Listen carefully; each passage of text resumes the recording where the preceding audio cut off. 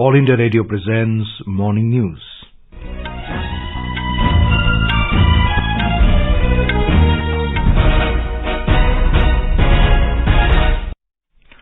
Good morning. I'm Abhishek Mukhopadhyay. The headlines. Union Home Minister Amit Shah emphasizes on need to dismantle ecosystem, aiding and abetting terrorist separatist campaign. India-Australia Economic Cooperation and Trade Agreement comes into force. External Affairs Minister Dr. S. Jaishankar to embark on a 6-day visit to Cyprus and Austria today. NIA conducts raids at over 50 locations across Kerala linked to leaders of banned outfit PFI. Industries in Delhi NCR using unapproved fuels, including coal, to face closure from the 1st of January. And North India likely to witness fresh spell of cold wave Saturday onwards.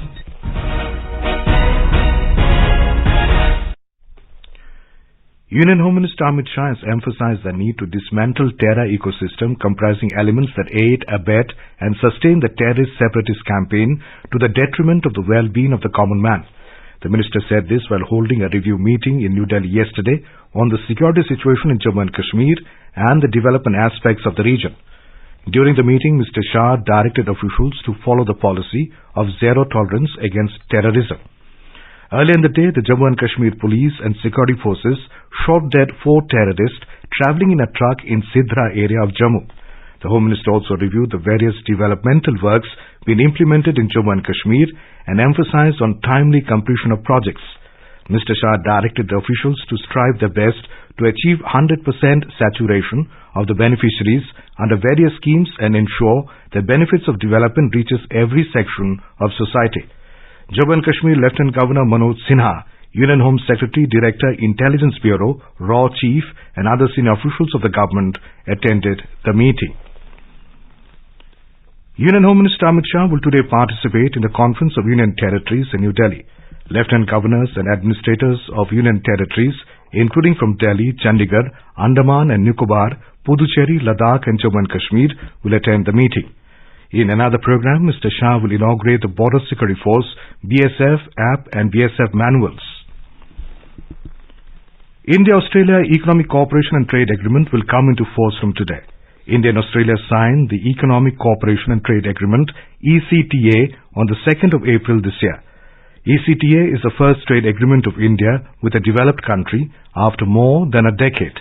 Our correspondent reports that the agreement encompasses cooperation across the entire gamut of bilateral economic and commercial relations between the two friendly countries.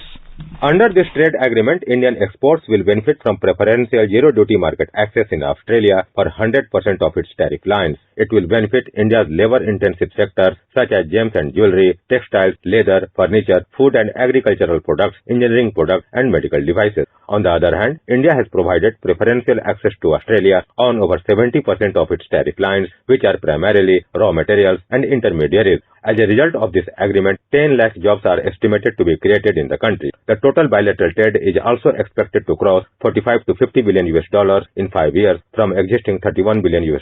Anand Kumar, AIR News, Delhi. External Affairs Minister Dr. S. Jaishankar will embark on a 6-day visit to Cyprus and Austria today. The External Affairs Ministry said during his 3-day visit to Cyprus, Dr. Jaishankar will meet the Minister of Foreign Affairs, Ioannis Kasoulides, and call on the President of the House of Representatives, Anita Demetriou. He will address the business and investment community of Cyprus. In Austria, Dr. Jaishankar will meet the Federal Minister for European and International Affairs, Alexander Schallenberg. In the last 27 years, this will be the first External Affairs Minister-level meeting from India to Austria. The minister will call on the Austrian Chancellor Karl Nehammer and also meet the Director General of International Atomic Energy Agency, Rafael Mariano Grossi. Dr. Jaishankar will interact with the Indian diaspora in both the countries. Union Minister for Information and Broadcasting, Anurag Singh Thakur, has launched the official calendar of the Government of India for the year 2023 at a function in New Delhi. Speaking on the occasion yesterday, Mr. Thakur said that this calendar is a reflection of Prime Minister Narendra Modi's vision of Sabka Saath, Sabka Vikas and Sabka Vishwas. इस calendar में बदलते भारत, बढ़ते भारत का 12 बहुत ही प्रभावशाली चित्रों का संकलन है। ये कैलेंडर सिर्फ चित्रों का संकलन अथवा तिथियों का दस्तावेज ही नहीं, बल्कि बीते कल की उपलब्धियों पर गर्व करने के साथ साथ आने वाले कल के संकल्पों को सिद्ध करने का एक माध्यम भी है। The Information and Broadcasting Minister noted that All India Radio News and DD News have been recognized as the two most trusted networks for disseminating news. Record coal production of 780 million tons and successful auctioning of 64 coal mines so far under commercial mining are some of the major highlights of Coal Ministry's achievements during this year. Besides ensuring adequate coal supply to thermal power plants and other sectors across the country, bringing about innovative policy reforms to give further fillip to India's energy security are also some of the remarkable achievements during the year 2022. The Ministry of Coal in its year-end review said that it has also recorded noteworthy achievements in areas like land acquisition, adoption of new technology and corporate social responsibility initiatives. As part of the year-ender series, the News Services Division of All India Radio brings an exclusive interview of Minister of Railways, Communications, Electronics and Information Technology, Ashwani Vaishnav, on key initiatives and achievements of the ministries. Speaking for the Railway Ministry, Mr. Vaishnav talks about the progress in development and upgradation of railway infrastructure.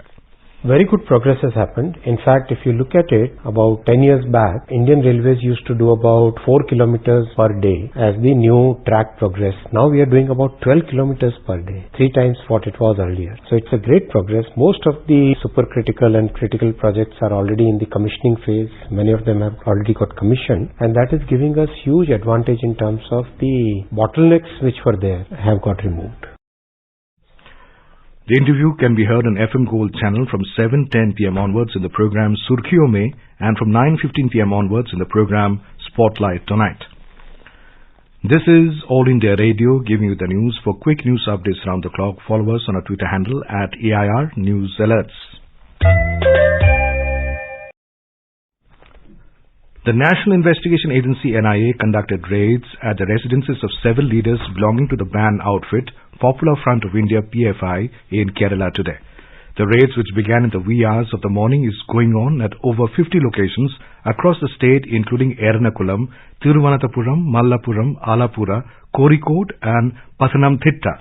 The raids mainly focused on the second-rung leaders of the organization and also on those who imparted training to the supporters of the banned outfit. Our correspondent reports the searches came in the wake of PFI leaders' plan to regroup the outfit in some other name. In Andhra Pradesh, at least 7 people were killed and several others injured in a stampede during a roadshow of Telugu Desam Party TDP Chief Chandrababu Naidu at Kandukuru in Nellore district last evening. The injured were admitted to a nearby hospital. Mr. Naidu cancelled his program and visited the hospital to express solidarity with the families of the victims. The TDP chief also announced a compensation of 10 lakh rupees each to the next of the kin of the deceased.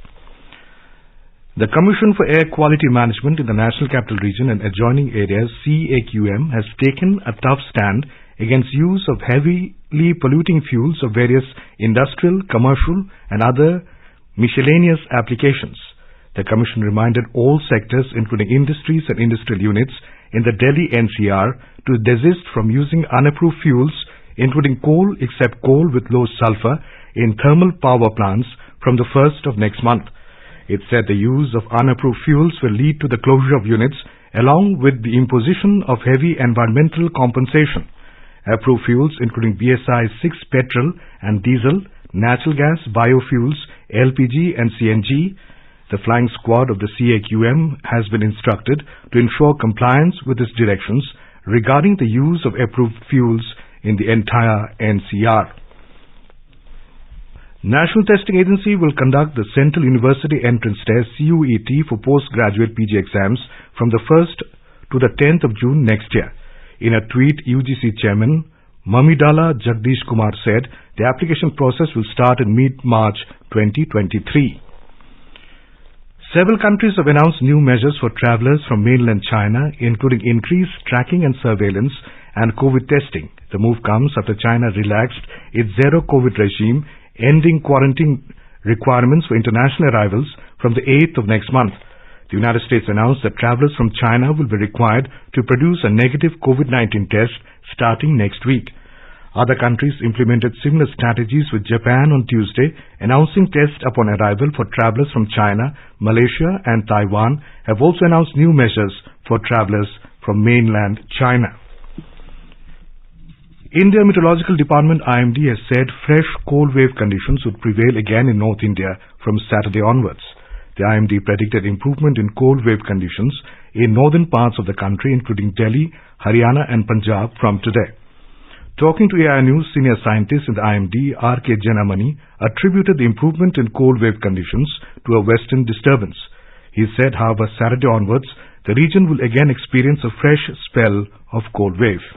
Temperature has been raised further over Delhi and it has been 7 to 9 also. So there is no cold wave or cold day and no dense fog, visibility above 1000 meters. This is the similar situation UP and Haryana and Punjab also. Temperature has been rising and also there is no dense fog except the Lucknow airport and Tarai Ilaka of the Uttar Pradesh. Now the prediction is that the WD has already shown the clouding over the region. So this rise of the temperature will remain for today and 30th, and from 31st or 1st we will get a fresh cold wave. In Uttar Pradesh, intense cold wave conditions continued unabated, with mercury plummeting at many places. Dense fog prevailed at most places in the state, affecting movement of trains and flights. More from a correspondent. Most districts, particularly in the western part of the state, were enveloped by thick fog in the early hours. The visibility was very low in the morning. Long-distance trains are running several hours behind schedule, while flights were also delayed owing to poor visibility. Although the sunshine in daytime is giving relief to the people, but night temperature is dripping, and yesterday it hovered between 5 to 8 degrees Celsius in most of the districts. Strong winds also added to the chill. Meteorological Department has said that the chilly and foggy conditions are likely to continue in the coming days. Due to bad weather, schools in many districts up to class 8th have been closed till 1st of January. Sushil Chandra Tiwari, AIR News, Lucknow. Prime Minister Narendra Modi has bowed to Sri Guru Gobind Singh on the sacred occasion of his Prakash Parv and recalled his contribution towards serving humanity. In a tweet, Mr. Modi said that his unparalleled courage will continue to motivate people for years to come. India will be kick-starting the home season against Sri Lanka, comprising 3 T20 internationals and as many one-day internationals, starting from the 3rd of next month. Sri Lanka Cricket Selection Committee has announced a 20-member squad to take part in the upcoming White Ball Series tour of India. Thus soon, Shanaka will lead the island nation's T20 and ODI squads. Earlier on Tuesday, BCCI announced India's squad for the series against Sri Lanka. All-rounder Hardik Pandya will lead India's T20 international team. Rohit Sharma, Virat Kohli and KL Rahul are not part of India's T20 squad. Rohit Sharma will be back as the captain to lead men in blue in the ODI series. And now for a look at today's newspapers, it's over to Subhadra Ramachandran. Thank you, Abhishek. Most papers cover story of 4 heavily armed terrorists killed in J&K. Major attack averted as 4 terrorists killed in J&K, leads Hindustan Times. Amit Shah chairs key meets on Ladakh J&K, writes a statesman. On COVID, the Pioneer reports, India on 40-day watch. India isolates BF.7, studies begin, states a Tribune. COVID surge in China leads world to set up entry curbs, notes Economic Times. G20 campaigns for online safety, digital innovation unveiled, reports The Hindu. Government releases calendar after pandemic hiatus, informs the Indian Express. And finally, fog lifts for now, but brace for a chilly, foggy new year in the national capital, reports the Times of India. With that, it's back to you, Abhishek. Thank you, Subhadra. And now, before we end the bulletin, the headlines once again. Union Home Minister Amit Shah emphasizes on need to dismantle ecosystem aiding and abetting terrorist separatist campaign. India-Australia Economic Cooperation and Trade Agreement comes into force. External Affairs Minister Dr. S. Jaishankar to embark on a 6-day visit to Cyprus and Austria today. NIA conducts raids at over 50 locations across Kerala linked to leaders of banned outfit PFI. Industries in Delhi NCR using unapproved fuels including coal to face closure from the 1st of January. And North India likely to witness fresh spell of cold wave Saturday onwards. And with that, we end the morning news. Have a nice day.